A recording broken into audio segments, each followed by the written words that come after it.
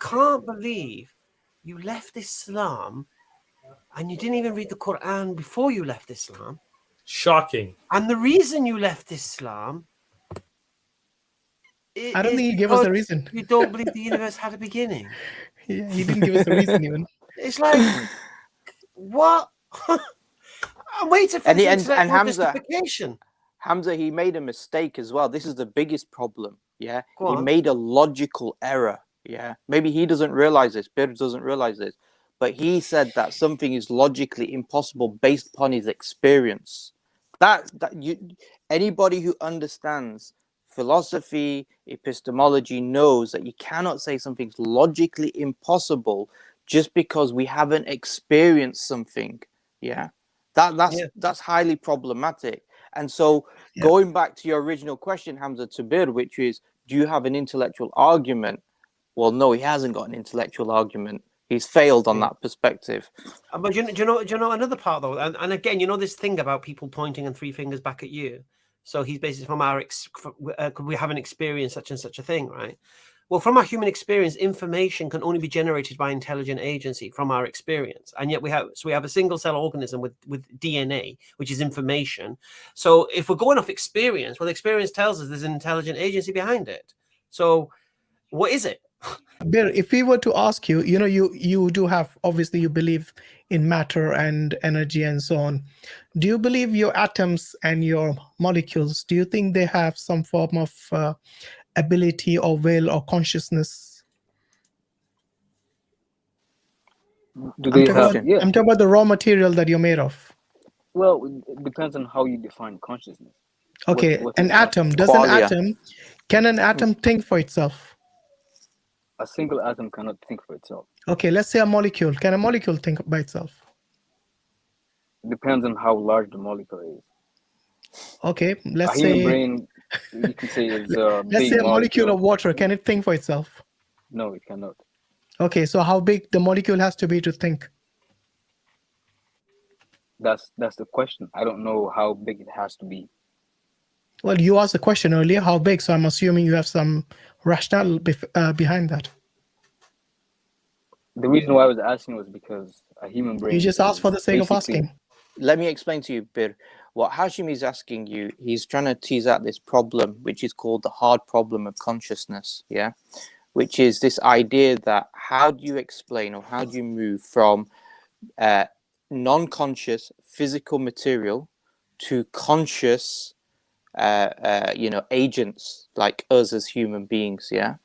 How do you move from those two things? And they call it the hard problem of consciousness because they're saying that it's an unbridgeable gap. It's an unbridgeable problem that cannot be solved. You cannot go from something that's not conscious and then establish something that is conscious.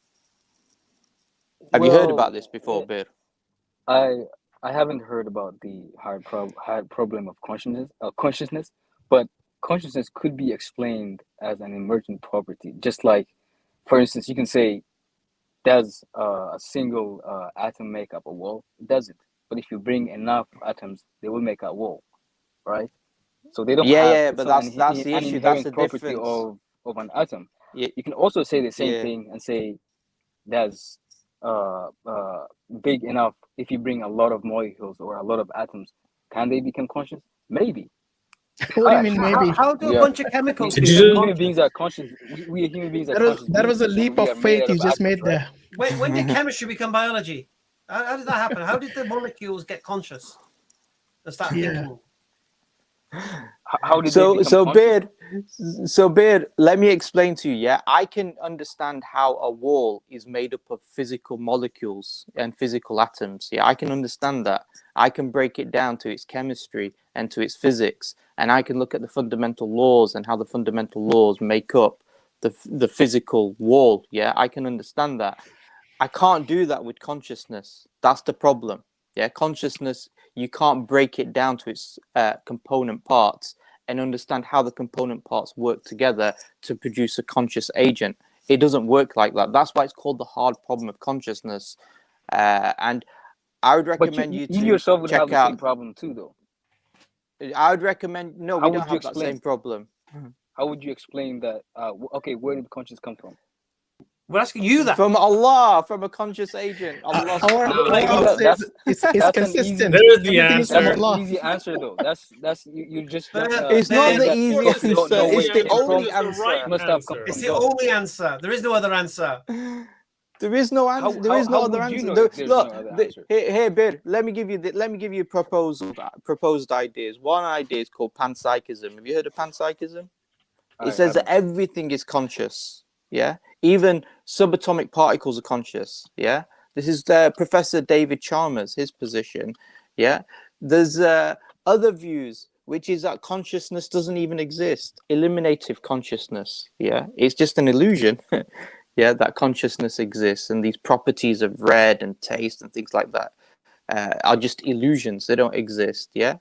Other views are functionalism. Yeah, there are different views around consciousness, but fundamentally, what they've all agreed upon is that there is something called the hard problem of consciousness, the inability to bridge the gap between non-physical, non-conscious things, yeah, to becoming conscious agents. Yeah.